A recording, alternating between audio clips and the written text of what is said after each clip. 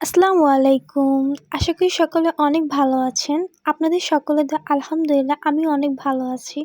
চলে আসলাম আপনাদের মাঝে নতুন একটি ভিডিও নিয়ে।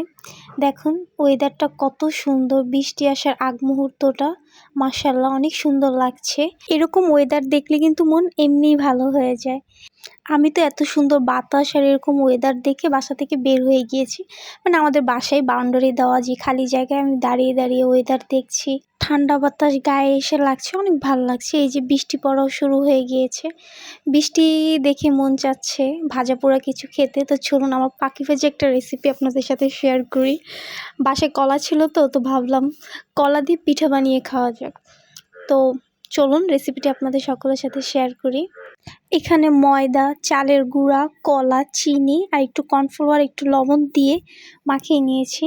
এখন এরকম ছোট ছোট গোল গোল করে তেলে ছেড়ে দিতে হবে। দেখুন আমার পিঠাগুলো কি সুন্দর ফুলে গিয়েছে। তো এরকমই আমি সবগুলো পিঠা ভেজে নিব। আপনারাও এরকম কলার পিঠা বানিয়ে খেয়ে দেখবেন। আমার কাছে কিন্তু মজাই লাগে। আশা করি আপনাদের সকলের কাছেও মজা লাগবে।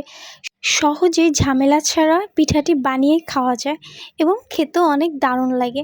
এই যে দেখুন আমার পিঠাগুলো হয়ে গেছে, আমি উঠিয়ে নিচ্ছি। কি সুন্দর কালার এসেছে, মাশাআল্লাহ। কেউ মাশাআল্লাহ বলতে ভুলবেন না। এই যে পিঠাগুলো সব ভাজা শেষ, দেখুন কি সুন্দর ফুলেছে। যাক, আপনাদের সকলের কাছ থেকে এখান থেকে বিদায় নিচ্ছি। যে যেখান থেকে ভিডিওটি দেখছেন সকলে ভালো থাকবেন, সুস্থ থাকবেন। আল্লাহ হাফেজ। আর আমার জন্য দোয়া করবেন যেন আপনাদের সকলের মাঝে নতুন নতুন ভিডিও দিতে পারি। আল্লাহ হাফেজ। Love you guys.